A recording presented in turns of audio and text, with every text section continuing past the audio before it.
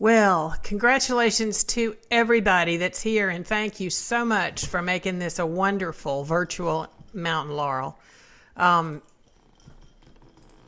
We want to thank our great instructors, Kathie Bertel, Les Gustafson-Zook, Karen Mueller, Mike Fenton, Patrick Couton, Cindy Harris and Jody Kruskell, Drew Smith, Ivan Stiles, Karen Terrell Hoffman, and Ron Wall, and our 6 luthiers, Pete Daigle, Tom Fladmark, Ken Ellis, John Hollandsworth, Warren Fisher, and Greg Schreiber. They all did a wonderful job with their workshops. I know that from the chat comments. The overall virtual festival exceeded our wildest dreams in terms of participation and also in terms of quality. And I want to again thank our board members who learned a lot and served as moderators and helped behind the scenes and participated in social hours. Frank Baker, Jim Adams, Rick Fitzgerald, Tom Fladmark, Greg Schreiber with 2 G's, Deb Schreiber, Greg Averett with 3 G's, Maggie Dodd, Pete Daigle, Colleen Walters, and especially the technical prowess of Niels Junker and Neil Walters. And we need to thank Michael Poole, who did a tremendous job as our registrar. Even though he's not officially a board member, we will claim him any day. So from the chat feedback, we could tell that you attendees appreciated all the instructors and their expertise. One thing for sure, we covered both diatonic and chromatic playing. We had technique workshops and repertoire workshops, and thanks so much for all your thoughts. You know, we do have a lot of people here who have never been to an in-person Mountain Laurel, and there are so many differences between this and the in-person gatherings. Like, no jamming was the biggest one. No jamming until 4 a.m. was a big one.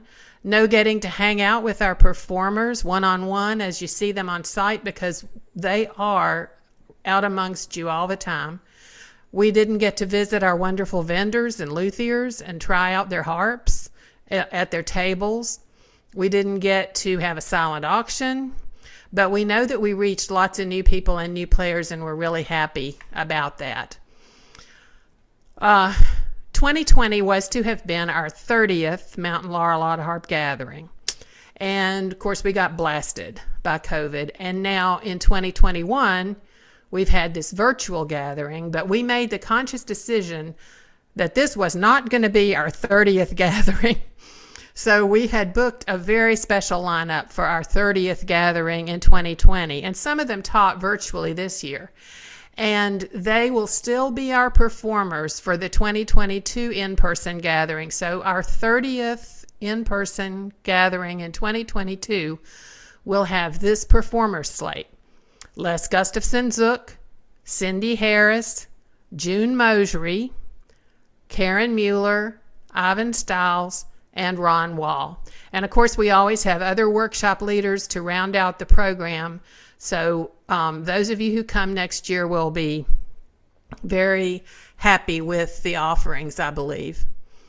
Now, when Mountain Laurel's public gatherings began in 1991 at the Newport, Pennsylvania farm of George and Mary Lou Orthy, it was a lovely rural setting with rough camping, and I mean rough, basically in a hayfield, with a circus tent for our concerts and a pole barn for our workshops, earwigs on our pillows in the morning, easy ups for vendors, no hookups of any kind, no real restrooms, no showers, until George invented some outdoor showers, which were challenging. Then in, I think about 2001, the festival was turned over to the board under the leadership of Neil Walters, and we soon moved off the farm. We needed to do that. We moved to just the other side of Newport, to what was then the Little Buffalo Family Campground. That's now part of Little Buffalo State Park. It was privately owned when we first moved there. We were in heaven with hookups for RVs, which brought us some new attendees, big air-conditioned hall for concerts and vendors, cabins for performers. We also moved our date. We had originally been on the 4th of July week, the week that included the 4th of July. But when we moved to the campground, we had to move our date too. We had to move it to the week just before that, which is the week we're in now because of the campground availability. And that was a big upgrade from what we had had before. But when I say a big air-conditioned hall, a lot of you know it was also a big empty hall. It's got to be the size of a football field. I mean, it seems like it. It's probably not, but it requires lots of physical work to set it up. Our food, which we offered lunch and dinner only, it has to all be cooked elsewhere because there's no kitchen big enough. It has to be cooked elsewhere and brought in by a caterer. The last caterer we have had lived 45 or 50 minutes away at least. We rent chairs, we rent staging, we rent lights, curtains, tables, outside workshop, big circus tent for outside workshops, ice cream freezers, and everything. Our luxurious cabins, which were their performer housing there, have no plumbing. And then when the state took the campground over, they decided to stop maintaining the cabins, so they keep falling down, and they have black mold. So also the topography is a little challenging for many of our people because the whole thing is basically on the side of a hill. So when I read all that stuff, it's hard to believe we're so happy there. But it's a lot of physical work for the board. So several years ago, we began a search, first slowly and quietly, and then about probably 4 years ago, we started a search in earnest. Last year, some of you may remember that we did a survey, and we thank Warren Fisher for helping to design that. That was part of his career. And it really helped inform us about your wants and your needs and desires. So under the able leadership of Colleen Walters, a subcommittee of the board was formed. And Colleen did a lot of legwork. She called and researched tons of places. I think every place in Pennsylvania and some in other states. And the subcommittee toured some of them. She investigated, and the committee did 20 conference centers, 23 campgrounds, 12 colleges, and we toured a few of those, or the subcommittee did tour a few of those places.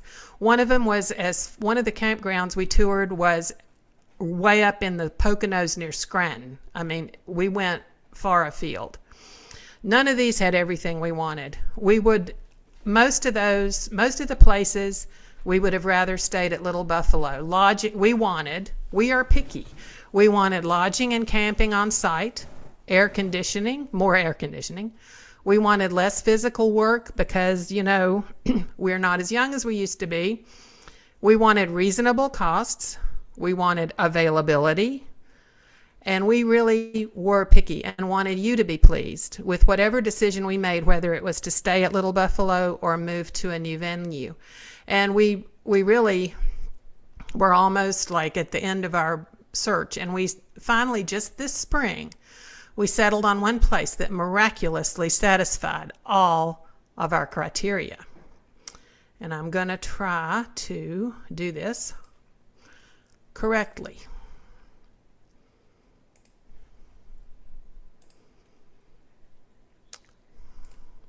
All right, everybody got that?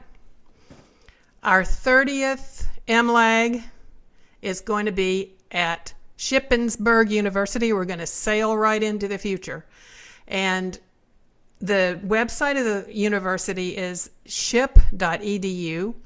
It's part of the Penn State system of universities, the Pennsylvania State system of universities. It's one of the small colleges that's part of that system. Here's where it is. And you who have been to MLAG before will notice that it is very close to where we are now. I looked today and it's 43 miles south of Newport.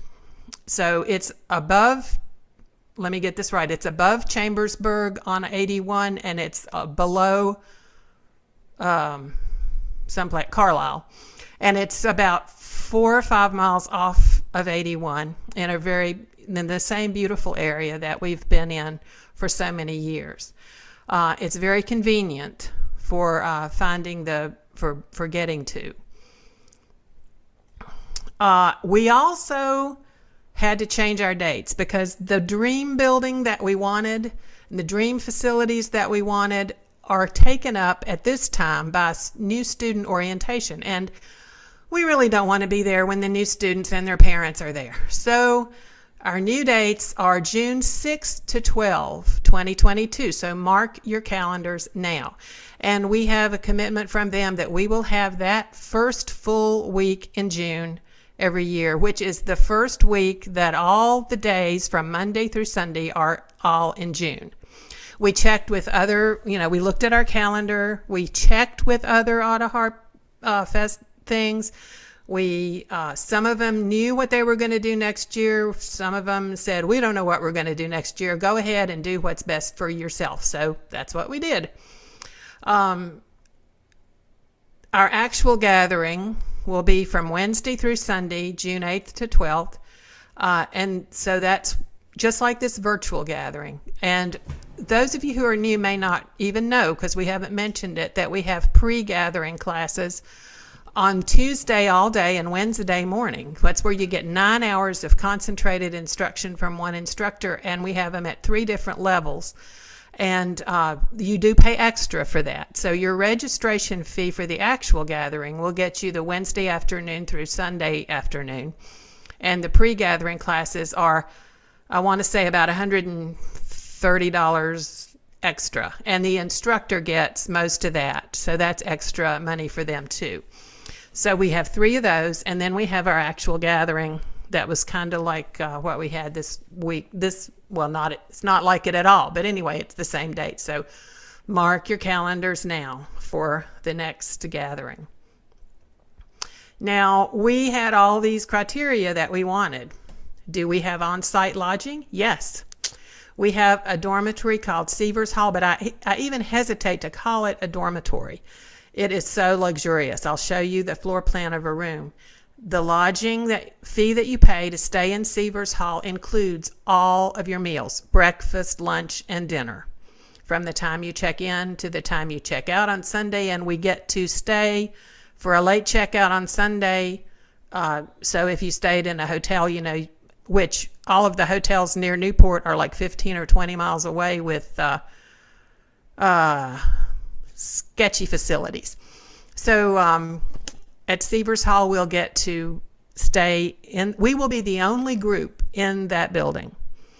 We may not take up all 5 floors. I mean, we'd love to, but we'll probably take up a couple of floors, I would think.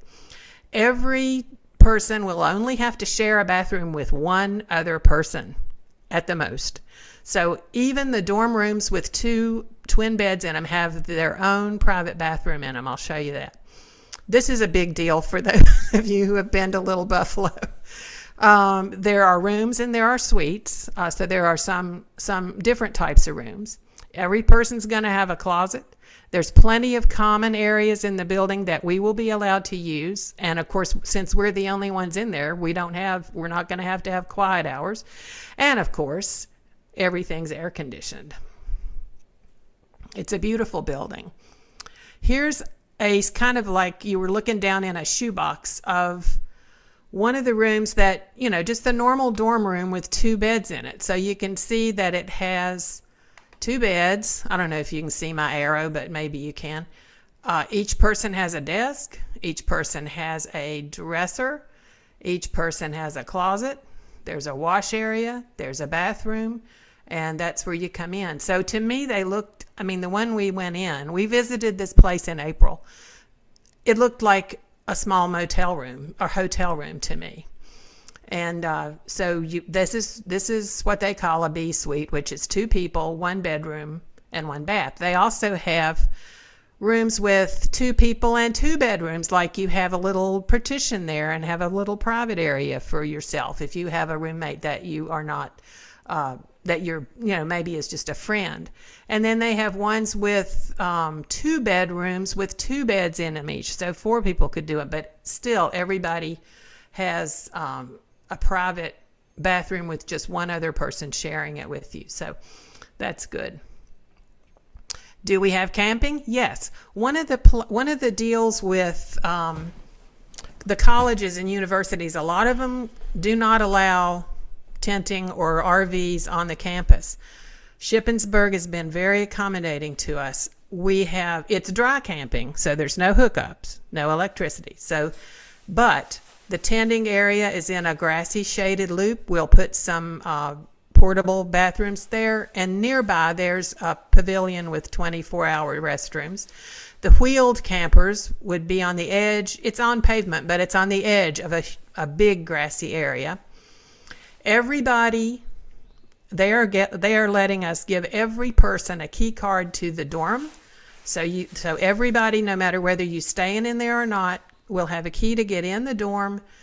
They are even giving us a couple of suites with showers that people can take turns showering in, even though they're not staying in there.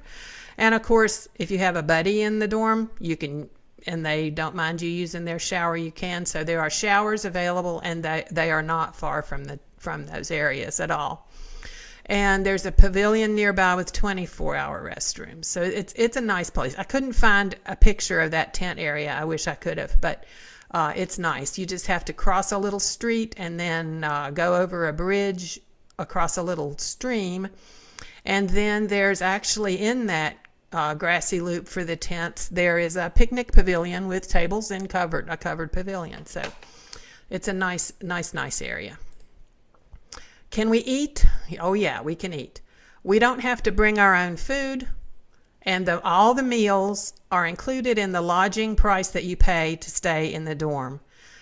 This is breakfast, lunch, and dinner. That's the package deal. You stay in the dorm, you get all your meals. It's food court style.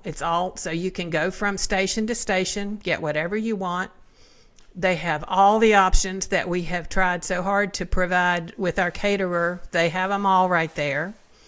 And you can also buy meals at the door. So if you're tenting or staying in an RV and you want to make part of your food there, but yet you want to eat your dinner in the dining hall, you can. You just pay at the door. Everything, I'll show you a little map in a minute, but everything is very close together. As far as college campuses, they're very close together, and they're all pretty much on the same. Once you get to the lodging and the dining and the next thing I'm going to talk about, they're pretty much on the same level.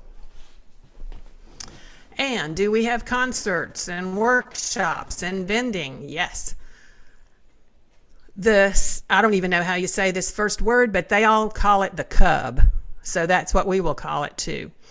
It's basically the student union. So it has all the things the students use, like bowling alleys and all that stuff, on the bottom floor. But on the main floor where we will have what they call their multi-purpose room, which is their main concert hall. That will be our main concert hall. It reminds me tremendously of the hall at Little Buffalo. It's a great big open room.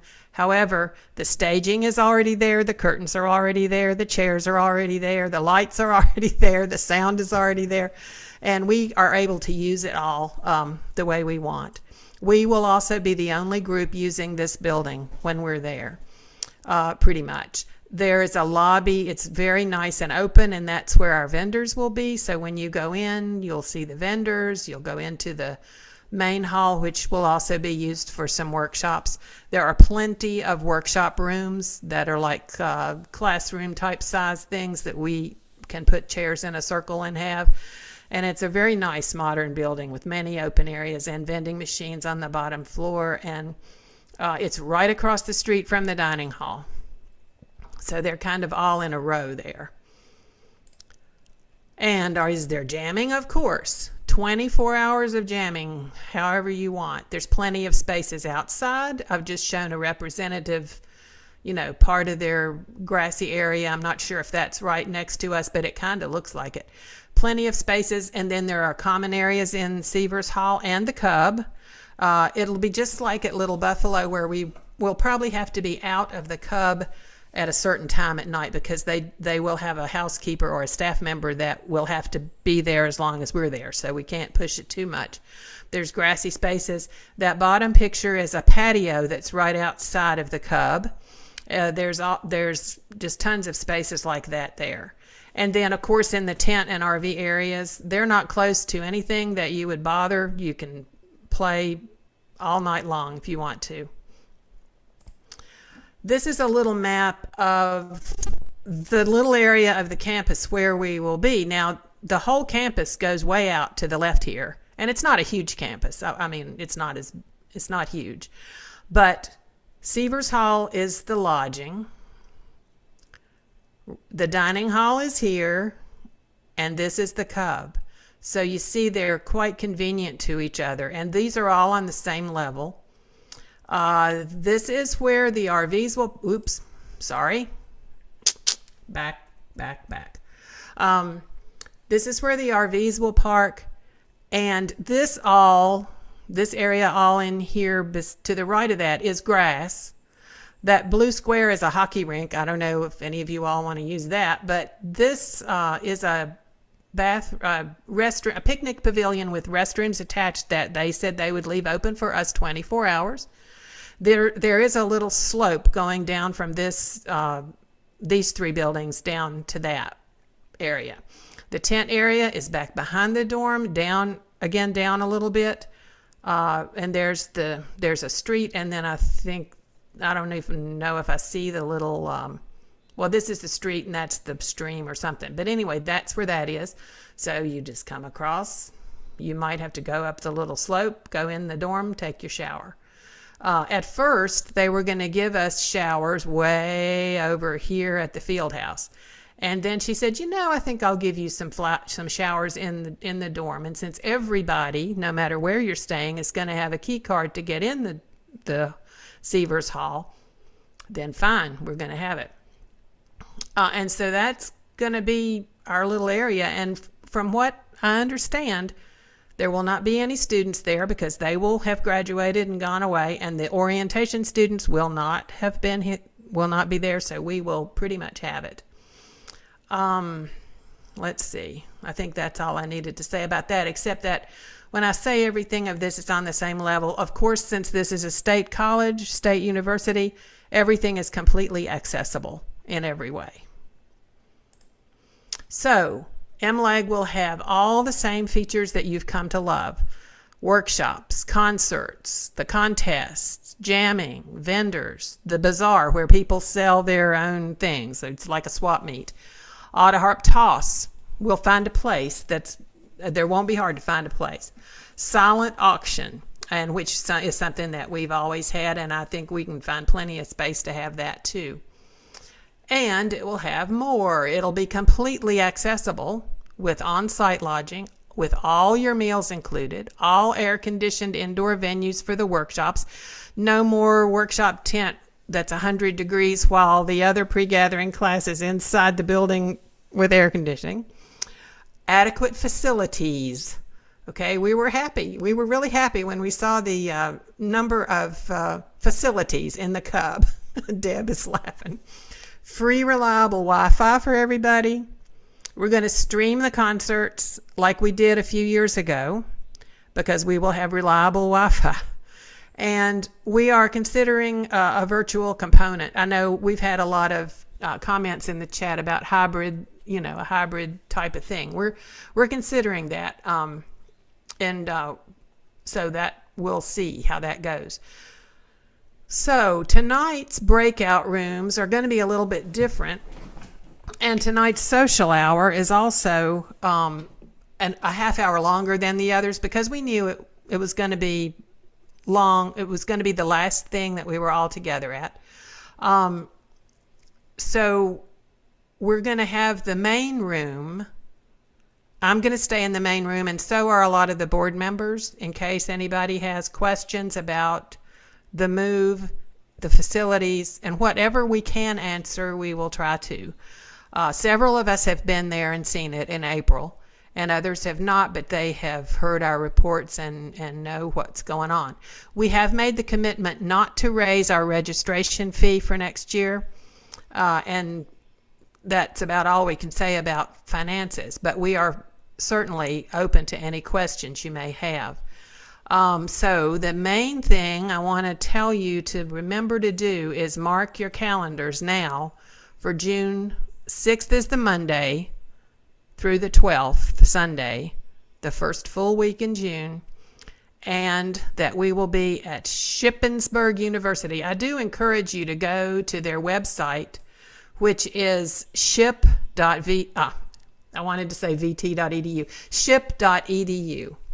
I work at Virginia Tech, so I always want to say VT.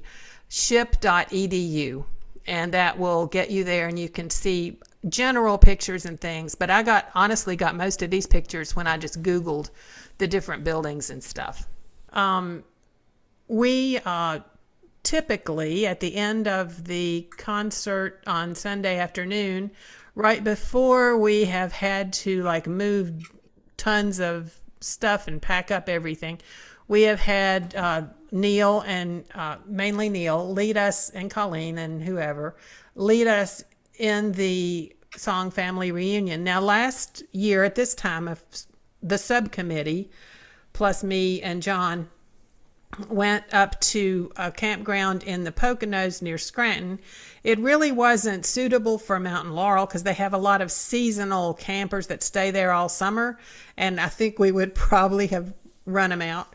But it had halls it had dance halls and these big old-fashioned, from the 20s and 30s dance halls, but none of them were air conditioned. And we would have still had to do a lot of physical work and worry about food. So we knew that it wasn't for Mountain Laurel.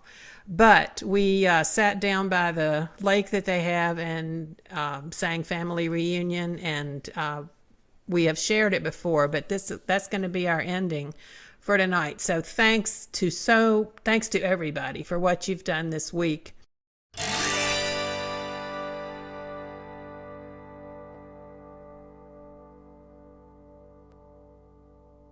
Come on, to the family reunion with friends and loved ones so sweet. Come on, to the family reunion. This might be the last time we'll meet. Now, brothers and sisters, though far we may wander, and each year it makes us feel sad, we'll meet at the home place. We'll sing all the old songs, sweet memories to make our hearts glad. Come on, to the family reunion with friends and loved ones so sweet. Come on, to the family reunion. This might be the last